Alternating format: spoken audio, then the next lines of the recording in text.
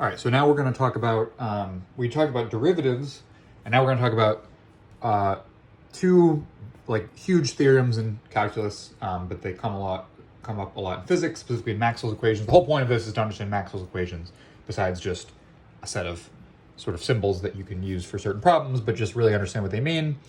The next one we're going to, sorry, I can't talk and write at the same time. But the next thing we're going to talk about is called the divergence theorem. Sometimes this is called Gauss's theorem or Gauss's law. Gauss's law is a little more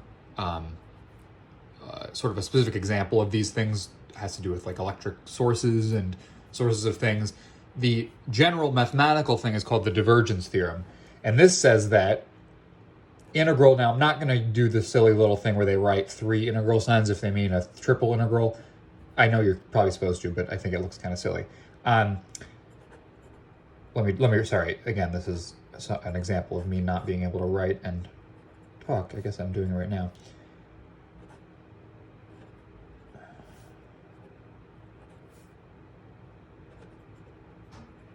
This is the statement of the divergence theorem.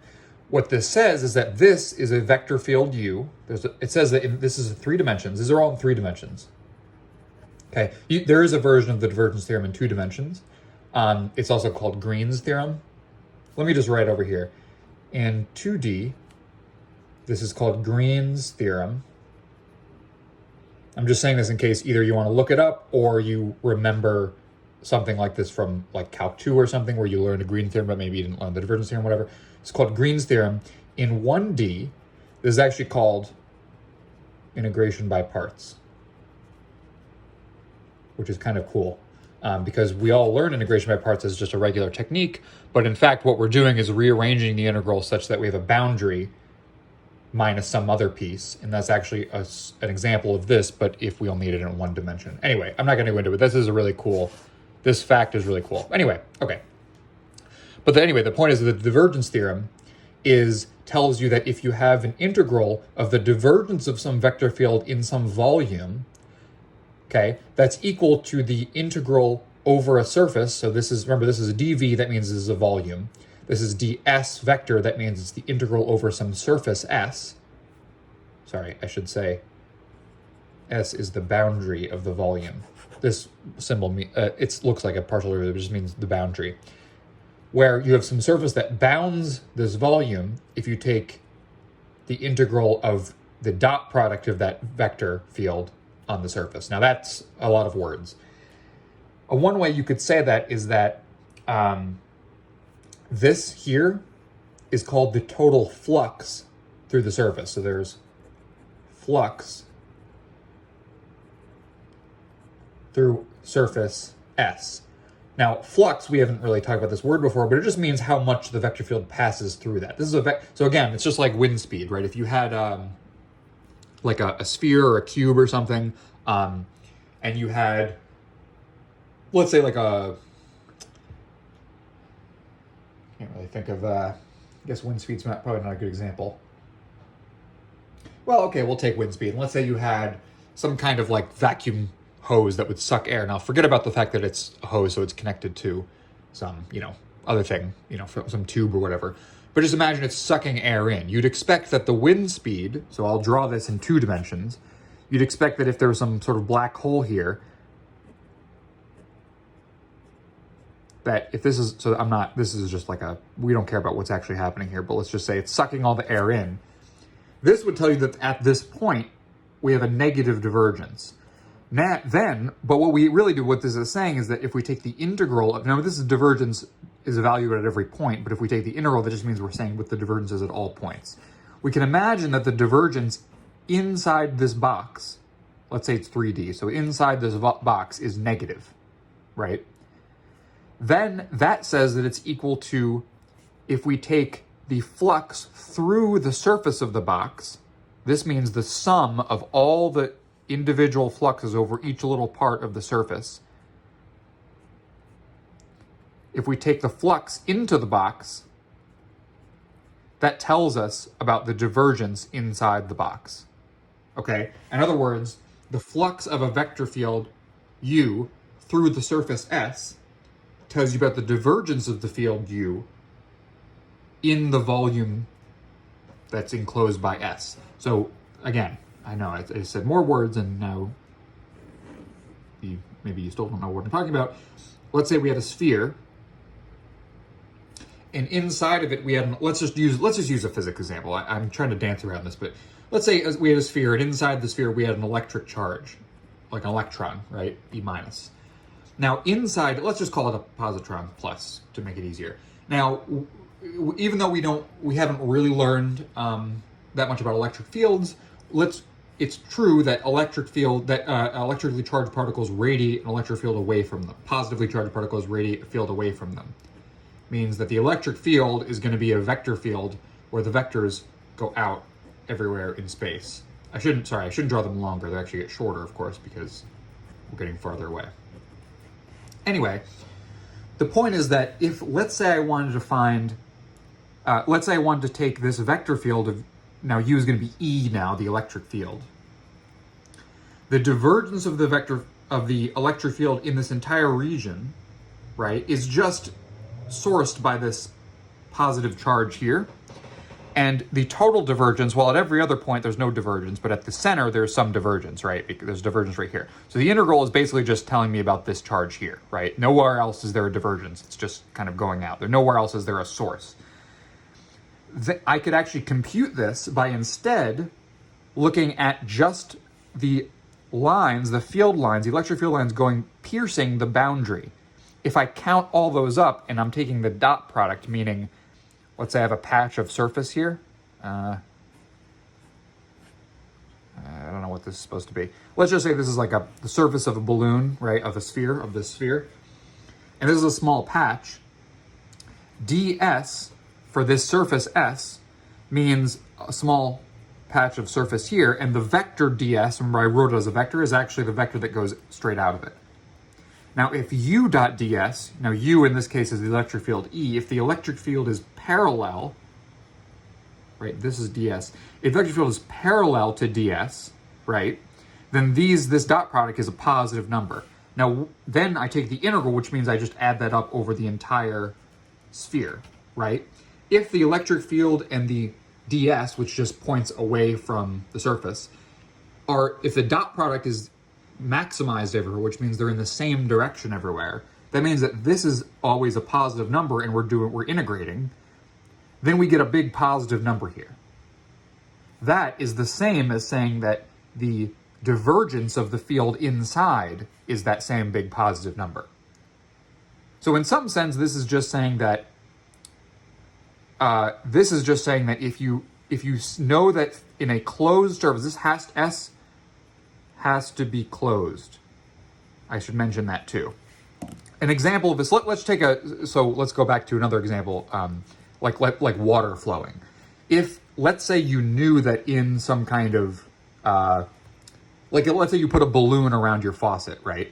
If you put a balloon around your faucet, and then you poked a little hole into it and water was coming out, you would know that the flux through the surface of the balloon is obviously positive. That's what it means for water to be flowing out.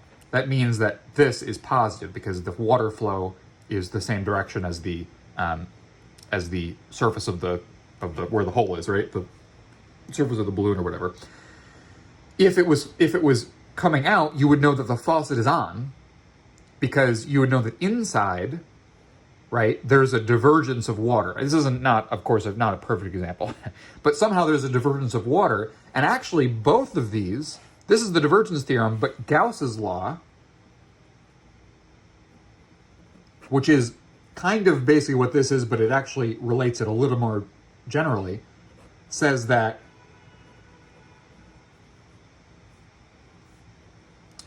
is equal to some kind of enclosed charge. So what this means, or some enclosed current maybe, we'll get to that in a second, but this is very interesting. This just means that both of these are indicative that there's something inside the volume. You could also think of it as sort of in the interior of the closed surface S, that is producing this U, okay? And in all of electric, now this is all just mathematical, U can just be anything, but in physics, all fields well, not all fields, most fields, okay, I shouldn't have said all fields. A lot of fields have sources. And so what we really care about is where the sources are, for example. So, so this, which is also the same as this side, tells you that there's some charge enclosed here. The charge, what I mean by charge, and I'm using rho means charge density, but using some charge here, charge means sources of U field. So the divergence theorem and Gauss's law are all just trying to tell you that if you have some source of a vector field, like charge being the source of the electric field, you can capture that by taking the integral of the divergence of that vector field in some region that includes the charge in it, right? Or equivalently, you could just find all the vectors, like you could find the amount that the vector field pierces the surface of the region that's still the same enclosed region here, the region that's enclosed by this volume here, or the volume enclosed by the region here, I guess I should say. And this part here, this u dot ds, not the integral, but just, well, I guess the whole thing you call the flux. So this is just saying that the flux through the surface, so this is saying, so let me actually write Gauss's law for electric charge, I guess. Now this is normally when people say, and if you're talking to a non-math, if you're talking a math person would never say anything called Gauss's law. No one talks about that. But a physics person would say Gauss's law. Just Gauss's law says that the integral of E dot dA is equal to charge enclosed over epsilon naught. This is Gauss's law. Any physics person, or really anyone who's sensible, would call this Gauss's law. This is just, E is just now U, sorry, it's this side, U, ds, instead of S being a surface, we just say, like, the area. This is just the same thing here. We can imagine that this piece of the surface called ds is, you could also call it dA for the small part of the area, because this is an area integral, two-dimensional integral, right? And the loop here, remember, always, I mean, this isn't sort of super important, but always remember that whenever you draw an integral sign with a circle in it, that means that it's a closed surface. So this closed part here, that just means that you can't integrate over like a flat, like a sheet of paper and find the flux through the paper. You can find the flux through the paper. It just doesn't tell you anything about the divergence. It doesn't tell you anything about the charges because there's nothing enclosed by a piece of paper. You have to talk about like a sphere or a cube or something that's a closed surface, has no boundary, right? This means integral over something with no boundary. This could be anything, have a boundary. For example, a piece of paper has the boundary is just a one-dimensional like edges. Anyway, this is Gauss's law for electric charge. This is actually the first of, well, there's no numbered system, but anyway, it's one of Maxwell's equations, generally written as the first. So that's the physics example here. Now, let's go to the second theorem. This is the divergence theorem. That whole thing was the divergence theorem. Let's go to the second one called Stokes' theorem.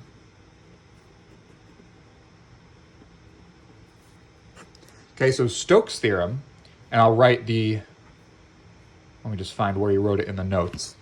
So he wrote it as integral over a surface S over the curl of a vector field U dot ds is equal to the closed loop of a one-dimensional integral of U dot dl. This is actually very similar to what we just, to the divergence theorem.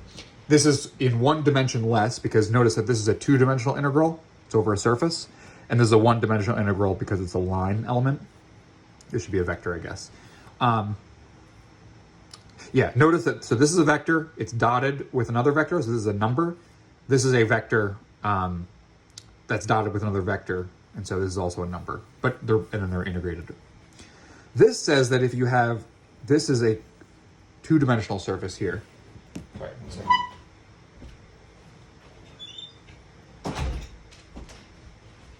So if you have a two-dimensional surface here with boundary, so this L is now going to be the boundary of S. I'm going to write it like this again. Again, this symbol here, the partial derivative symbol, it means boundary for like a surface. So, geez, careful.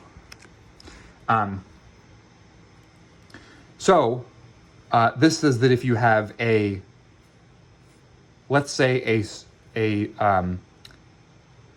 a vector field u that tends to have a positive curl, which we know means it tends to have sort of pieces going around in a circle kind of thing, right? That's the same. This would have a positive value of this, because this means we integrate the curl over the whole surface. If the curl, in the picture I've drawn here, the curl is positive. If we integrate over the surface, we add up all those numbers. This side says that it's the same as if we take the dot product of the line element. This is dl. I've exaggerated the vector because d is supposed to be a differential. It's supposed to be very small, but imagine this dl. Dot product is maximized when they're in the same direction. So if my vector field on the boundary is also going in a circle, this would be positive too. And this equivalence, Stokes' theorem, is just saying that if we integrate the curl over the whole inside, we get the same as if we integrate that vector field dotted with the sort of ring on the outside. I'm drawing it as a ring. It doesn't have to be a circle, obviously. But so the more sort of interesting way to say it is that the more useful way to say it, I should say, is that this side, you only have to know the vector field on the boundary of a surface, L, right? The surface is called S, the boundary is called L. If you only know it on the boundary, you can actually fill in at least the net curl. I'll call it the net curl because it's sort of the average, it's the integral of the curl everywhere on the inside. If you only know it on the boundary, you can actually find the net curl on the inside. Now, the reason what we'd use this, why would we use this? So, like, we totally get why we'd use the Gauss's law for electric fields, because electric particles, like positively charged particles, like a positron like this, source electric fields. But why would we need this? Why would we ever need to add up the curl of something? Well, it turns out that another one of Maxwell's laws, let me find it. I believe it's called Faraday's law, but I don't remember the names.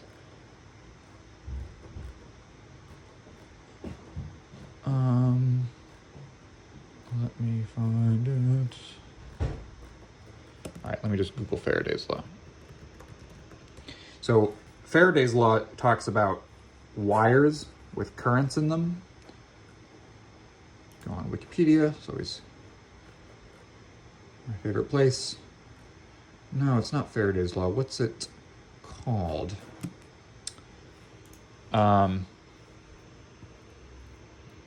Maxwell's equations. Ampere's law, that's what it's called. Sorry, I don't know why I couldn't remember. Ampere's law. So Ampere's law just says that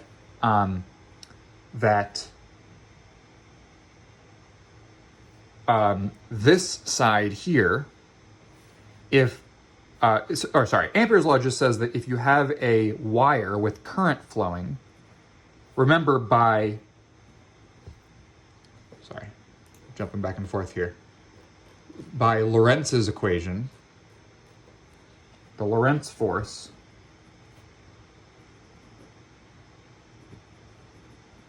so I'll come back to this in a second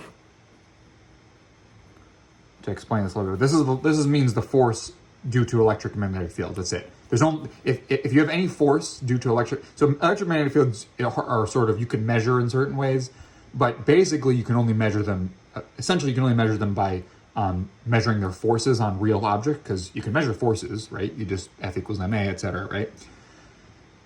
How do forces come about from electric and magnetic fields? They come about through the Lorentz force. This is basically the only way they come out. Now, it doesn't mean it's always as simple as this, but this is literally the only equation.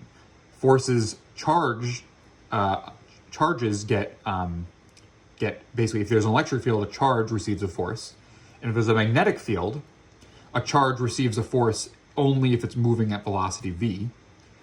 And we can actually write this, instead of v being dl dt, because it's like a slight movement in space over a slight movement in time, we can write this as dq dt times L. So I'm forgetting about the electric field for now. We have dq dt times L cross B. dq dt is called current I, L cross B.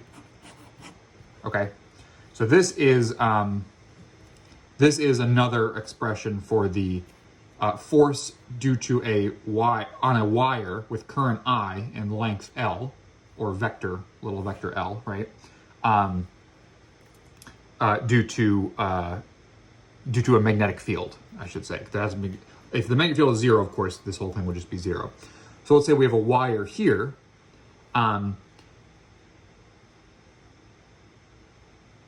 Let's say we have a wire here. Well, what would we get if we... Actually, let me...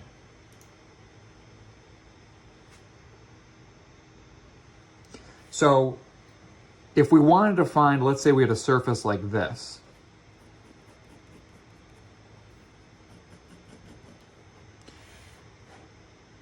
Actually, maybe I did want Ampere's law. I mean, yeah, no, that is what I wanted, Ampere's law. So Ampere's law says that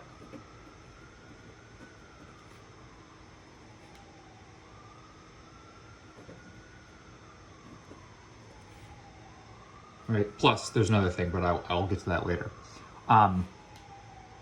Says that the divergence of the magnetic field, the curl of the magnetic field is equal to something with the current. J is called the current density. So if I is just a specific current, J would be like the vector sort of that component, has to do with this, and would be isolated at this point.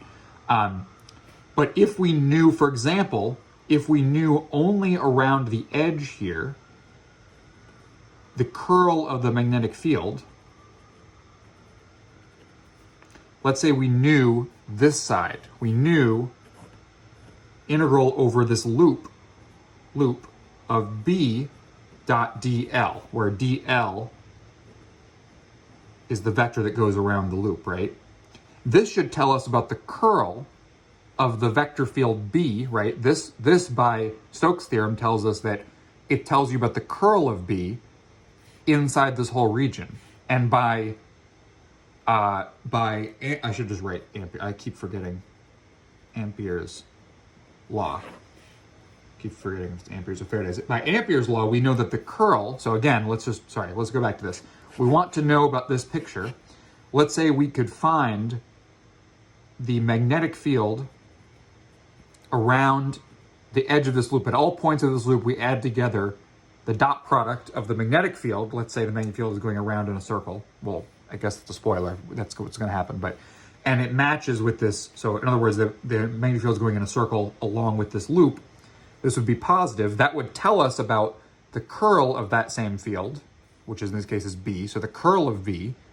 It would tell us about the integral over this surface here, the one that I've shaded in, of the curl of B, which we know is just mu, which is a constant, mu naught is a constant called the permeability of free space, times J, which is the current density I.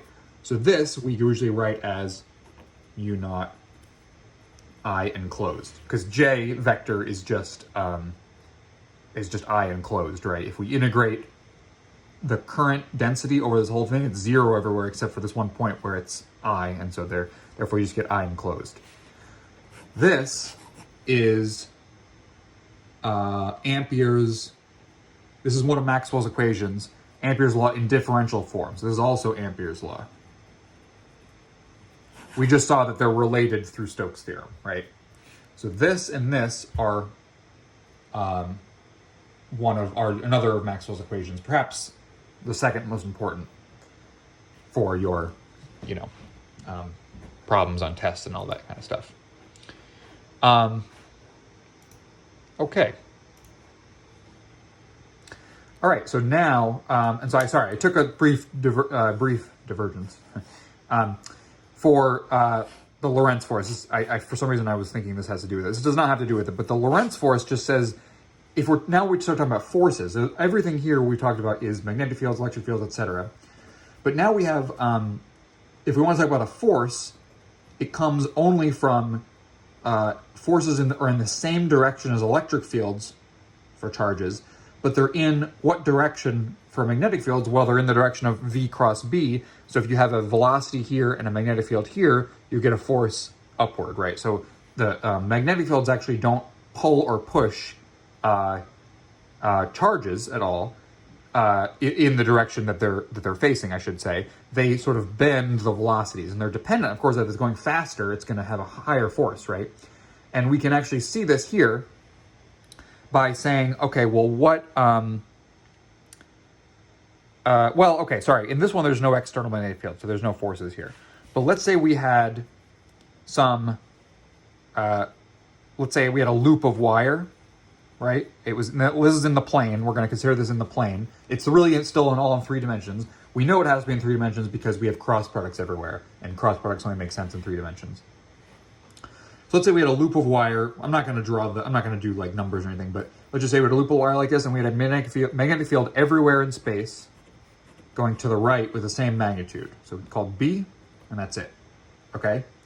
Then we have some current I going around this loop, and it's just not doing anything, it's just going around the loop though. What would be the force on the wire, right? Well, it should be, we could just use this, right? And we would use this for each of the pieces. Really, this should be a differential thing. It should be like dF equals I dL cross B kind of thing. But in this case, we can just sum up the 4 parts because the integral turns into just the sum of these 4 things that are constants, right? So what's L? So I. So let's say the current everywhere is I. So it's going to be, so that F net is going to be I times, and I'll call this, let's say 1, 2, 3, 4. I'll call it, let's say I'll call it L1 cross B plus L2 cross B, plus L3 and L4, right? What's L1? So L1 is this one, this way, use a right-hand rule, cross B, B is this way, so the force is downward. So the force due to 1 is into the page, right, by some amount. Now, how much is it? Well, it would just be, assuming these are all perpendicular, it would just be the length, L. So if this had a length of 1 meter, it would just be 1 times whatever the magnetic field strength is. The magnetic field, by the way, this is an example, is given in units of Teslas. Teslas is the unit for it. And I is given in amps, for example. An amp is a coulomb per second. Into the page, L2, what's L2 cross B? Well, L2 is this way, right? B is this way, so actually, because they're parallel, they're really anti-parallel, this actually gives 0. So this does not contribute to the force. And in the same way, 4 is that the L is actually going in the same direction as the magnetic field. So this also does not contribute because the cross product is 0.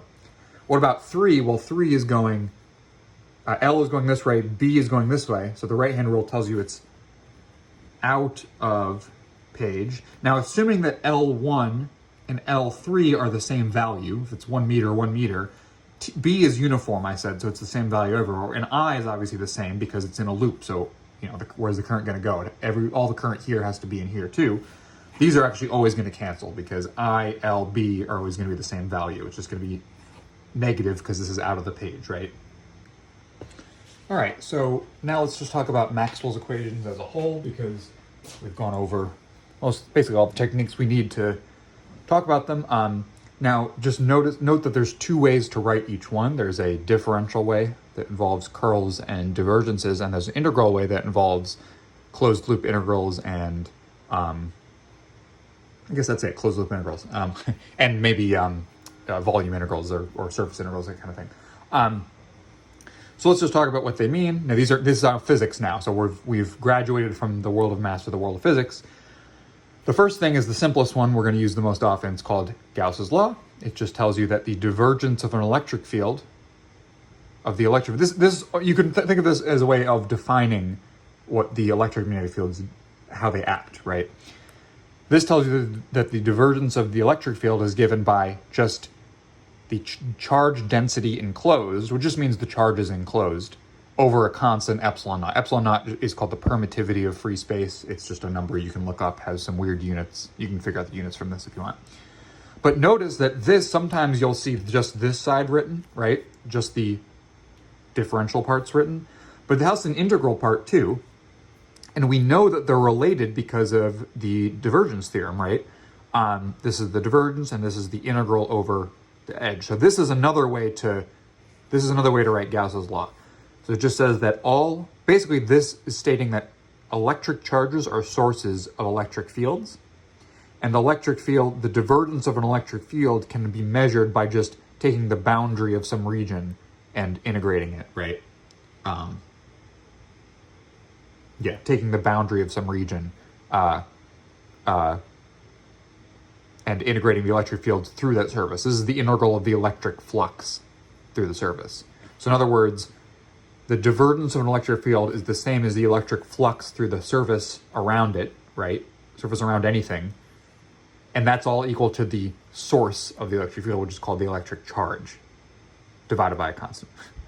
So that's called Gauss's law.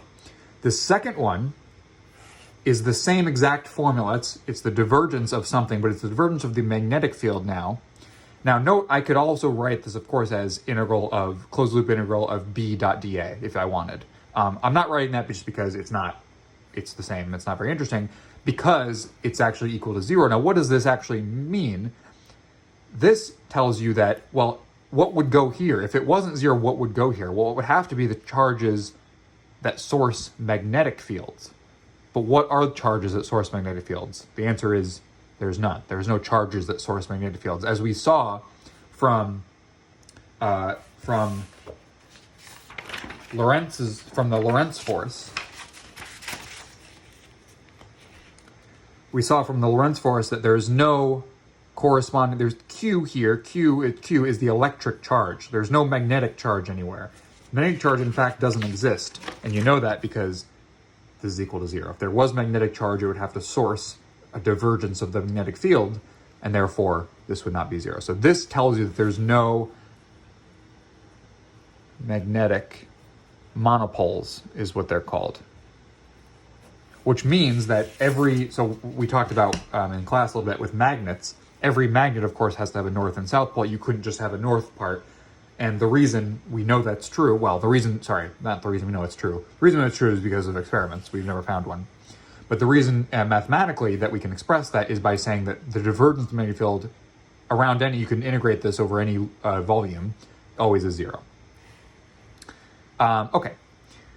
Then we get to these ones. This is Faraday's law, which we haven't really talked about much, but it just says that the curl of the electric field is equal to the time derivative of the magnetic field. So a changing magnetic field in time. So here there's no time. These are all sort of geometric, like 3D type things. This is now involving the fourth dimension of time, right? So the changing of the magnetic field gives you a curl in the electric field. This is just telling you that that electric fields can source magnetic fields. If you change the magnetic field the other way around. If you change the magnetic field over time, you can get an electric field to form such that it has a non-zero curl, right? That's somewhat interesting. Let's come back to that. But Ampere's law is another one that we're going to use. So up with Gauss's law, Ampere's law is probably the next most important. This says that the curl of the magnetic field is equal to mu naught times J vector, which really I should write as mu naught I enclosed. Okay, I really should write this instead of this. There's another term though that I actually kind of don't like that much because I feel like it ruins the sort of symmetry. And the only reason they include it is because J is technically defined as the current density. It's not defined as the electric field density. So technically, if you have a current density means charges moving, but what if you had an electric field moving over time, right? This is like charges moving over time. This is like an actual electric field moving over time. This is also true. I mean, this is kind of analogous to this. It's just dE dt. So the curl of the electric field is given by the time derivative of the magnetic field, and the curl of the magnetic field is given partially by the time derivative of the electric field, right? You have to have this epsilon naught for the permittivity of free space and this mu naught for the permeability of free space. So mu kind of goes with magnetic fields and epsilon kind of goes with electric fields, just so you know. This involves both, and actually, fun fact, that's not a coincidence at all.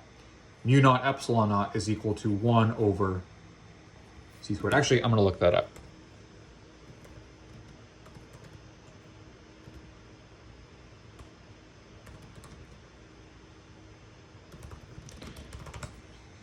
I believe it's squared. I'm just making sure it's squared. And we'll see why when we talk about light. Why can't I find it anywhere? Yeah, that's true. Yes, this is correct.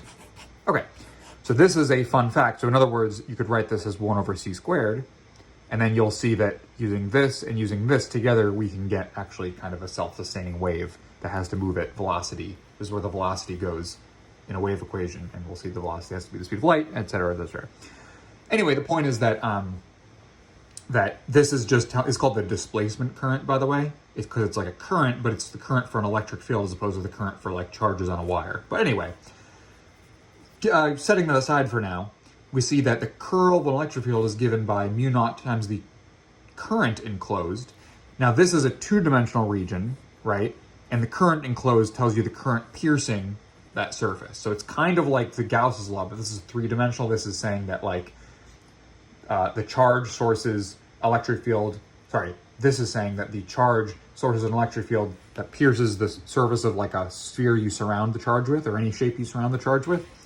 This says that the curl of an electric field, or curl of a magnetic field, is given by the enclosed current going through any disk. So if you have a current and you have a two-dimensional region bound that such that the current passes through it, then the curl of the magnetic field in that entire region is equal to this. There should be integrals somewhere here, but that's also the same. And by Stokes' theorem, so this is, remember, we got from here to here by the divergence theorem, we can get from here to here by Stokes' theorem. Instead of measuring the curl everywhere and integrating, we can actually measure the dot product of the magnetic field just around the boundary. So in other words, I could just take any shape. It doesn't have to be a circle. I keep drawing them as circles, but any shape such that, let's say this is a current, and let's say it passes through and cuts through here. As long as it cuts through, then mu naught times I enclosed, that would be this I, is just a number that tells you about a current. Then the magnetic field along this, if I add up the magnetic field dotted with this path along this entire loop, as long as it doesn't like shortcut the current, as long as it goes around the whole as long as the current passes through it, we will get this quantity here, which is the same as mu naught times I enclosed. So this is Ampere's law. So that's pretty much it. I mean, this one and this one are the most important to know. These are the ones that use the most calculus. Obviously, this one you can see is a little bit simpler, and this one's sort of an interesting observation, but it's much simpler. These two we use, again, Stokes' theorem and the divergence theorem, and they tell you about, essentially, you can think of static charges as sourcing electric fields, and current, which is moving charges, as sourcing magnetic fields, but not quite in the same way. That's not a source like magnetic field comes out of it. And the magnetic field actually goes around it. And again, that is not it's not equivalent to, but it's related to the fact that the Lorentz force, the things that you would actually measure about all these things, have electric fields just go in the same. The force of an electric field goes in the same direction, which is proportional to charge, and the force from a magnetic field is perpendicular to the magnetic field, and is proportional. There's no QB anywhere in here, right? It's Q times V cross B. So the magnetic field always goes around charges, right? Not around charge, around moving charges. The force, I should say, goes perpendicular to both the moving charge and the magnetic field. That's very similar to the Ampere's law here, which says that charges piercing through a surface correspond to a curl in the magnetic field. So that's Maxwell's equations.